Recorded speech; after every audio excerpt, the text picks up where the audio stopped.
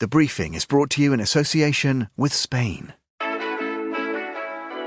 From the wilds of the Atlantic to the warmth of Mediterranean isles, the Spanish coast has something for every occasion. And whether chartering a yacht or renting a more modest motorboat, there's no better way to explore this magical country's lesser-known highlights than from the open water. Listen out for a new summer season of The Concierge on Monocle Radio. Join Robert Bound and friends as they turn navigator for an unforgettable journey along the Spanish coast. From hidden gems to legendary gastronomy, and with the unique drama of the America's Cup in the host city of Barcelona added to the mix, discover why the time is right to take to the waves. The Concierge, returning to Monocle Radio in July. This summer, set sail for Spain. You're listening to The Briefing, first broadcast on the 26th of July 2024 on Monocle Radio.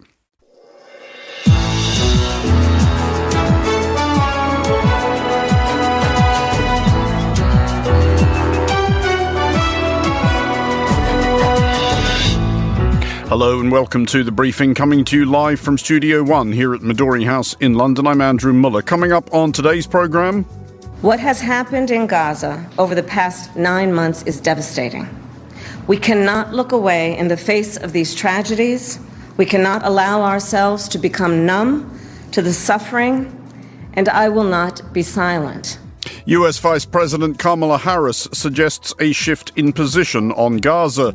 Also ahead, Paris prepares to open its Olympics, but will anybody be able to get there? Later in the show, we'll look ahead to Venezuela's presidential election and a wrap-up of the business news, plus a diplomatic spat over the doner kebab. That's all coming up right here on The Briefing on Monocle Radio.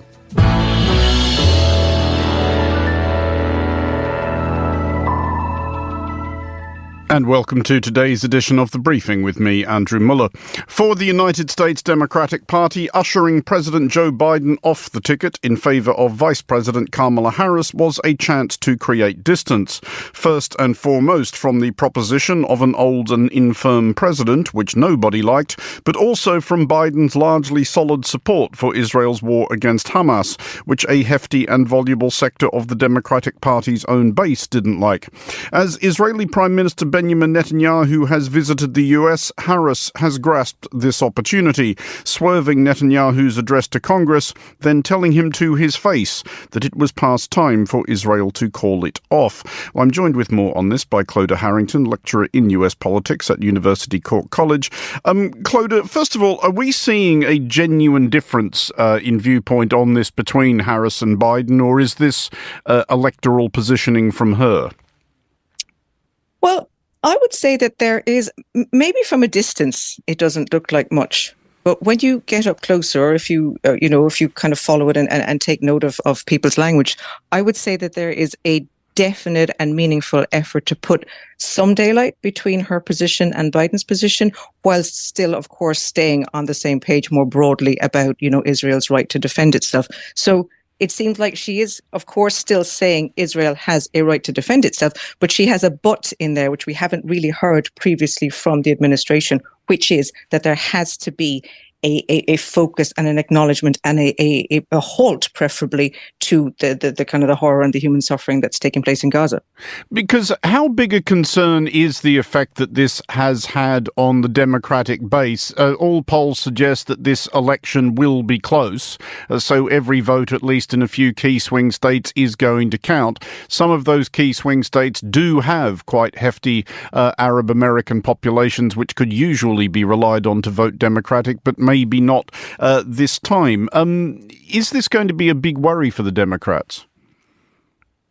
I would say it has been already. So maybe now there is some scope for something more, I don't want to say positive, but maybe constructive, because Biden had rather unfortunately for his party, managed to alienate and anger quite a few groups, and this would have been the younger vote, because they tend to be, by their nature, a bit more liberal or left-wing. Arab Americans, as you mentioned, liberal American Jews would have been unhappy with how things were. Lots of protest on campus, all that kind of stuff. So if Harris can look genuinely and authentically like she is trying to move the dial and actually, move beyond what people saw as sort of placating. I mean, I don't want to be negative towards Biden in this. He's a man that was born in 1942. This is Netanyahu's third prime ministerial round on Biden's own political watch, if you like. So there's a lot of history and baggage there, but she can sound different and other. And somewhere like Michigan, which is a crucial swing state, there's a Muslim population there. It's small. I mean, it's probably not even 2.5% of the population. But, in those swing states, those numbers really matter. So she could certainly get those people on board if she looks like she means what she says and if she says things that are different to Biden. I mean, are we starting to understand how differently she will campaign versus how President Biden might have? Obviously, she is in a position to do so more vigorously by dint of being 20-odd years younger than he is. But do you anticipate serious substantive differences in tone and policy? Maybe not that profound. I mean, the Gaza one is a real hot button issue for Democrats, as we've just said. I mean, there are other issues as well that sort of galvanize certain elements within the party. Climate would be a particular one for younger voters, etc. So I think she can get people out. There's a group that I've been thinking and writing about recently. They're known as the double haters, which is basically a voting group that would never have voted for Trump because he is Trump, but that were not enthused or happy with Biden. So basically, this demographic, we're thinking of staying at home in November. And that is a group that she could really get in there and, bring back to the fold, I suppose. And she's also had a lot of interesting developments in recent days. There's Win with Black Women, there's Win with Black Men, all these new groups that have sprung up. There's White Women for Kamala. I just saw that they had a Zoom event. It was the largest in Zoom's history with 131,000 participants, a fundraising online event. So, she's galvanizing a lot of people. Now, of course, she has to turn that into action, and November is a while away. But right now, it looks good. And within the last few hours as well, she has secured the endorsement of Barack and Michelle Obama. Is that a big deal? And what do you make of the delay? Because they seem hesitant, or at least reserved at first. Is it now just going to seem like the Obamas have endorsed her because they realise there's not going to be any point in endorsing anybody else? Well, I mean, I wouldn't pretend to speak for them, but on the other hand, I think, perhaps just they were being a little bit circumspect. I mean, she's the expected nominee now. I don't think, there's still a process to go through. And perhaps it was that they just didn't want to look like this was a done deal, a coronation, if you will, that there is actually a procedure that needs to take place. And they didn't want to be, getting in there too quickly. So perhaps just being a little bit measured and a little bit cautious is no bad thing. And now that they're in behind her, and the Clintons are there, the big names that still have enormous soft power are now there, and that is going to benefit her for sure. Clodagh Harrington, thank you very much for joining us. You are listening to The Briefing. Here is Paige Reynolds with the day's other headlines. Thanks, Andrew. Mexican drug kingpin Ishmael El Mayo Zambada and the son of his ex-partner Joaquin El Chapo Guzman were arrested yesterday in El Paso, Texas, in a major coup for US authorities that may also reshape the Mexican criminal landscape. In recent years, the Sinaloa cartel has become the biggest target for US authorities, who have accused the crime syndicate of being the biggest supplier of fentanyl to the United States. On September 21st, Sri Lanka will vote to elect a new president, a government notice said today, a crucial contest that is expected to determine the future of reforms in the South Asian island nation, weathering its worst financial crisis in decades. Incumbent President Ranil Wickremesinghe is widely expected to run in the election, with almost 17 million of Sri Lanka's 22 million population eligible to vote. And vandals have targeted France's high-speed train network with a series of coordinated actions that has brought major disruption to some of the country's busiest rail lines ahead of the Paris Olympics opening ceremony later today.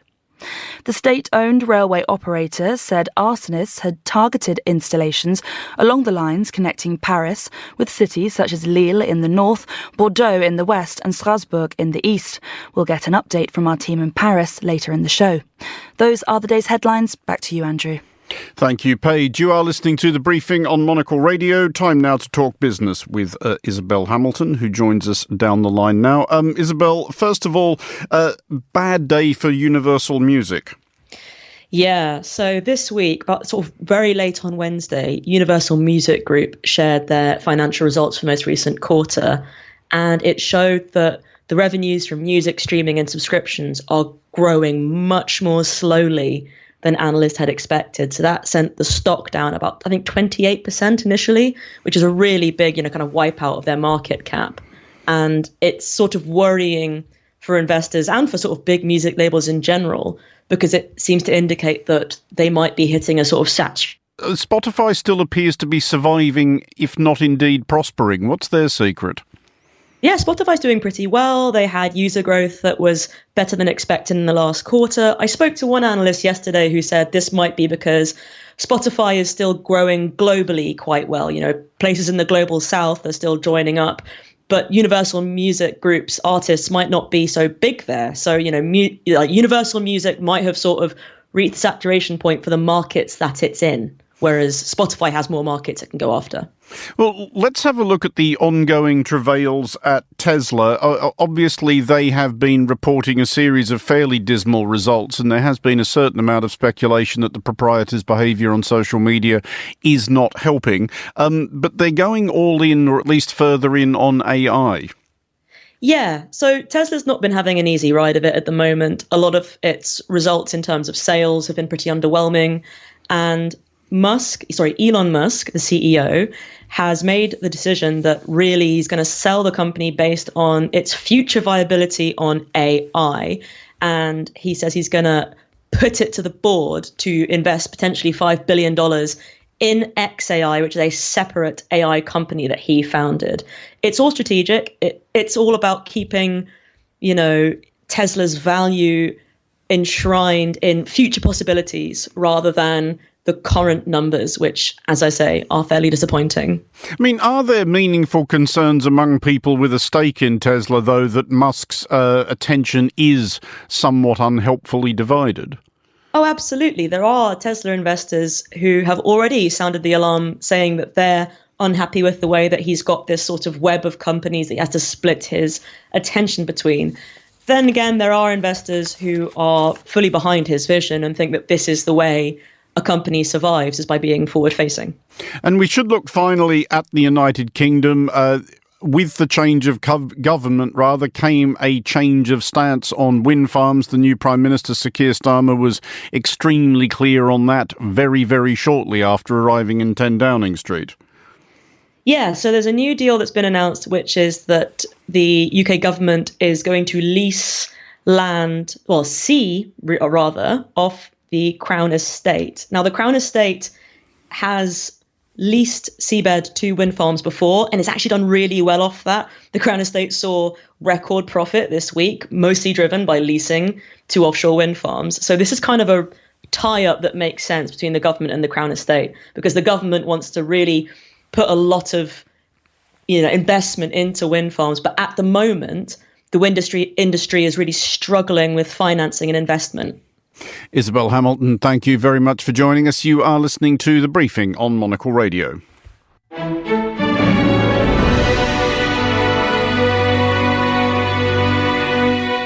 This is The Briefing on Monocle Radio. Venezuela votes on Sunday in a presidential election which may end up mattering more than these things generally have in recent years. An opposition united behind former diplomat Edmundo Gonzalez believe they have the numbers to oust President Nicolas Maduro, on whose watch Venezuela has been reduced to beggary and chaos, and to the tune of the nearly 8 million people who have given up and left the country. Well, joining me with more on this is Tamara Tarasiuk-Brona, a director at the Inter-American Dialogue based in Uruguay. Tamara, thanks for joining us. First of all, is the opposition's optimism actually justified, or are they doing that thing people tend to do before elections of sounding optimistic? Hi, Andrew. Thanks for having me.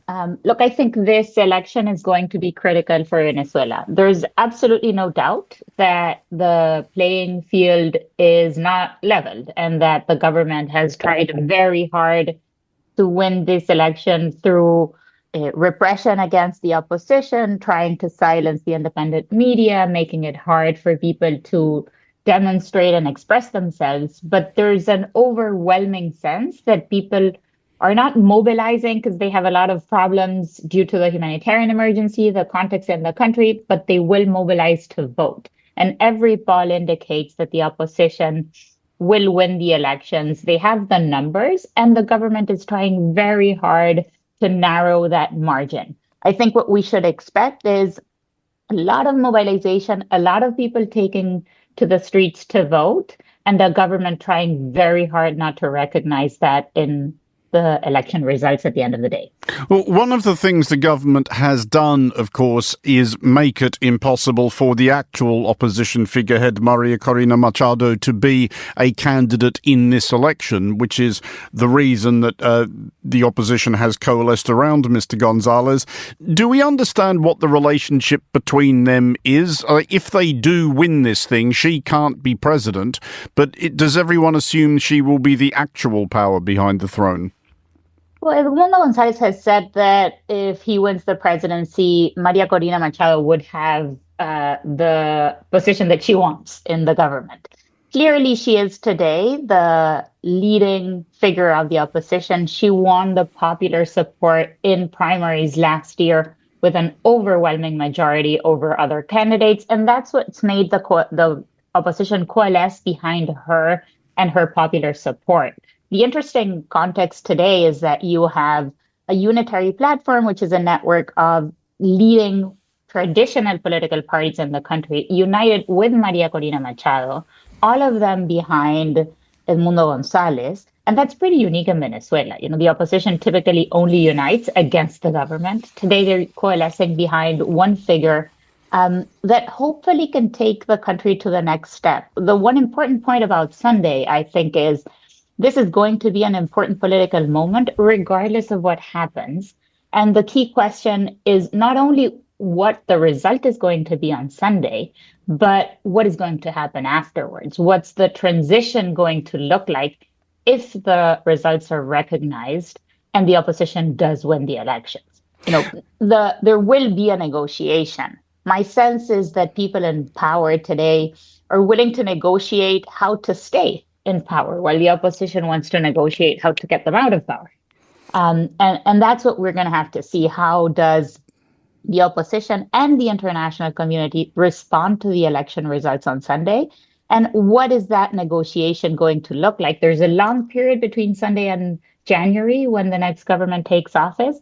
And many things can happen in Venezuela during those months. Well, indeed so. And in the various scenarios that may play out after Sunday, how important is the view of the military going to be? Do we know which way they're likely to jump?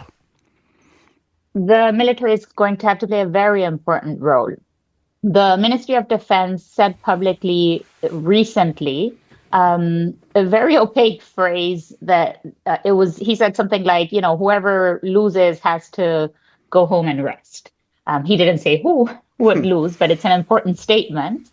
And I think the military, you know, you need to separate the military. One thing is what happens at the top. A lot of them are implicated in grave crimes, both related to human rights and to corruption and drug trafficking and money laundering. But if you move down the ladder, a lot of the Venezuelans who are part of the military at lower, medium or lower levels are suffering the same things that suffer everyone else. And polls indicate that the vast majority of people who want change, they also indicate that a fourth of the people who want change and will vote in Venezuela are willing to leave the country and have plans to leave the country if their electoral results are not responded. So this means that the elections are important not only for Venezuelans and for Venezuelan democracy, but also for the impact that they may have on migration. Having in mind that Venezuelan migration is today the largest migration exodus in the region already, with almost 8 million people who have left in recent years. Just finally, because I think it's a question that a lot of people will be curious about. It's the fact that however fair or unfair this election is, there will be many Venezuelans who will vote for President Maduro, which does seem incredible given what has become of the country on his watch. And to remind listeners, Venezuela, given its colossal natural resources, could and should be an extremely wealthy and prosperous and agreeable country. So who is Maduro's constituency at this point? Who are the people who want another term of him? I don't think many people want another term of him. I think there's some people who are only surviving based on government support. And it's pure clientelism, right? In Venezuela, there's something called the carnet de la patria, the fatherland ID, that is needed to have access to subsidized food, it was needed at some time to get like the COVID vaccines, to have access to public services. And what the government has done is implement a campaign sending a message that people would not have access to those basic services if this government leaves, and using some terrorizing language that the opposition would not maintain those benefits. And obviously, they have the support of people who are part of the corrupt network that governs Venezuela today. And that means both people in government and in the private sector that are benefiting from doing business with the government. But it's a very low number today in terms of what we expect in terms of electoral results for Sunday, because people are very tired. Venezuela, for many, many years, has faced today 3 simultaneous crises. There's a crackdown on dissent. You don't have massive protests and people getting killed on the streets like we had in 2014 or 2017, but there's targeted repression, not only of political opponents, but against folks who feed Maria Corina Machado when she goes to a political rally in their cities. There is a humanitarian emergency that affects millions of people. And there's this refugee crisis that has forced millions to flee. So every Venezuelan is suffering and people are tired, even if, I'm glad we're talking about Venezuela today because of the elections, but it's been under the radar for a time in terms of media coverage internationally. So I think these elections are giving us the opportunity to remind also the international community that there are a lot of problems in Venezuela that haven't gone away, even if they haven't made the headlines over the past few years. Tamara Tarasiuk-Brona, thank you very much for joining us. There will be much more on Venezuela's election in the next edition of Monocle Radio's The Foreign Desk, premiering tomorrow.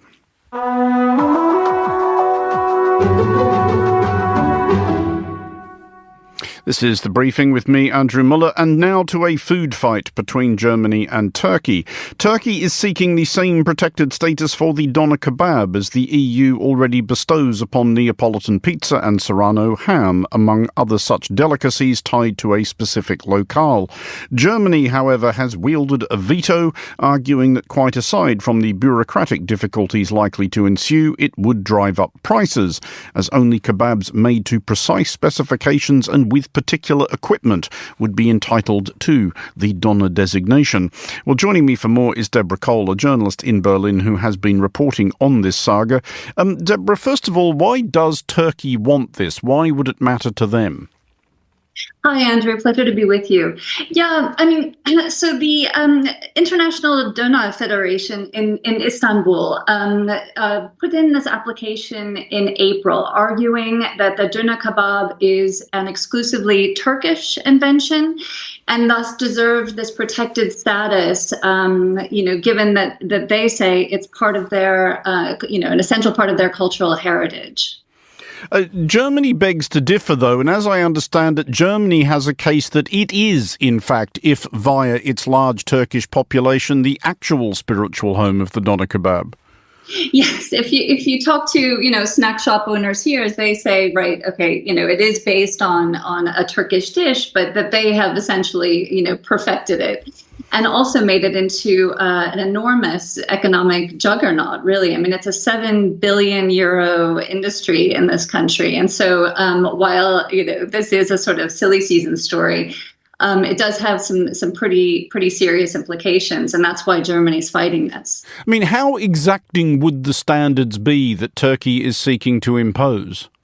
Very. So they say that the meat, and it could only be beef or lamb, would have to be horizontally sliced from the rotisserie into slices, into cutlets that are 3 to 5 millimeters each, no more, no less. The chicken variety could be a little bit thicker.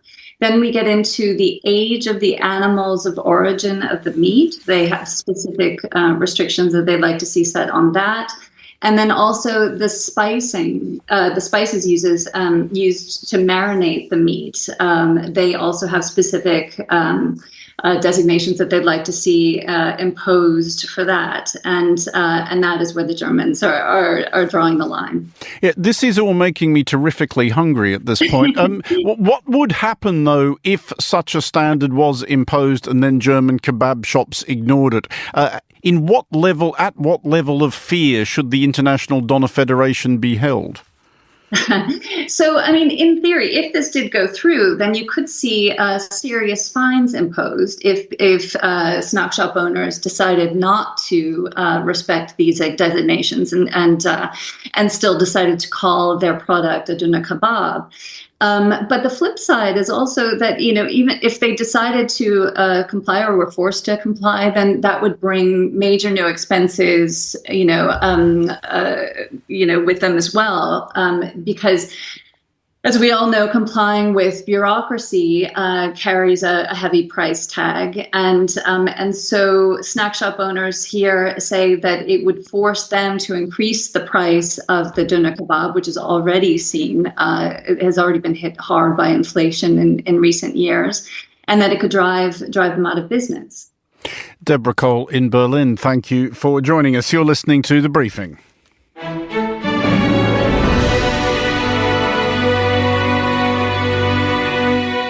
This is The Briefing on Monocle Radio, and finally on today's show, we are now just hours away from the opening ceremony of the 2024 Paris Olympics, but it seems that some ticket holders may be watching it on their phones while seething on railway platforms.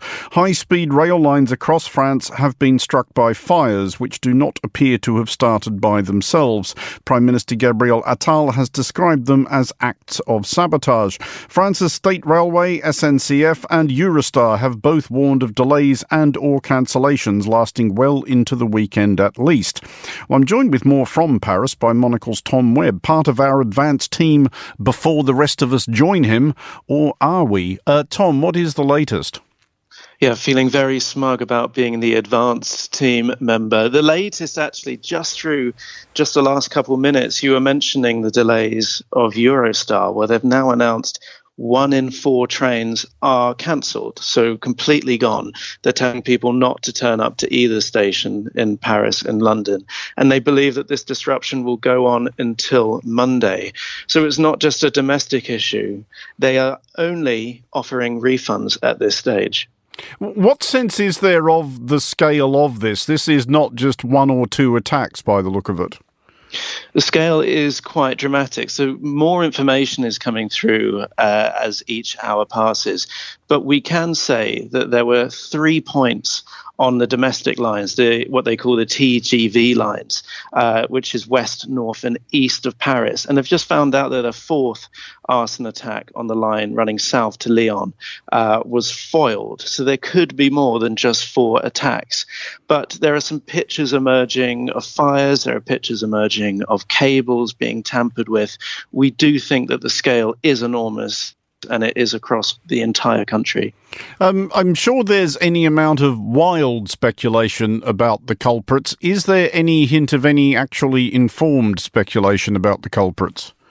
It's a very good question, and it's something that I'm trying to keep on top of. It's currently unclear, as you say, but of course there is growing domestic unrest here in the country, not least with the recent national elections. There was a member of the extreme far right who was detained earlier wanting to commit violent action during the games. So it feels like it could be, on speculation, a move by the far right here in France. I mean, does there appear to be anything in the way of backup plan before what we've been told? I mean, obviously this is pretty much a nightmare scenario for the opening of the Olympic Games, but this has been planned for years and planned by people who presumably have to take nightmare scenarios into consideration. It is a nightmare scenario, but it's the perfect storm because it is the busiest day of travel. I'm standing on the rooftop of the Soho Hotel in Paris. I have a 360-degree view of the city, and most of it is under lockdown. People aren't moving in and out. There aren't rail replacement buses. There are parts of the city, because it's the opening ceremony, that's completely shut. There is very, very little movement, and it feels like there is no contingency plan because it was full steam ahead for tonight's opening ceremony. So as you said at the top of the programme, there's going to be a lot of disappointed people today.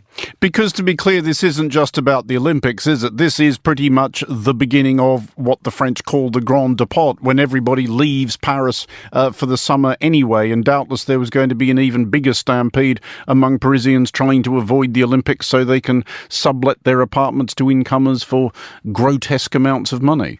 That's right. It is the start of the summer holiday here in France. So there are as many people entering Gare du Nord as there are trying to get out of it. And in fact, that is the most chaotic part of the city. The station is completely rammed. And between the station and the Seine, there's actually very little people. But as you mentioned, people are subletting their apartments, so they vacated it. There are people arriving, but now the people leaving the apartment for the month are now having to come back. So there's going to be some strange bedfellows tonight, I feel. Monocle's Tom Webb in Paris. I shall see you on Sunday, in theory. That is all for this edition of The Briefing. It was produced by Paige Reynolds. Our researcher was Gunnar Grunlid and our studio manager was Steph Chungu. The Briefing returns on Monday at the same time, midday London. I'm Andrew Muller. Thanks for listening.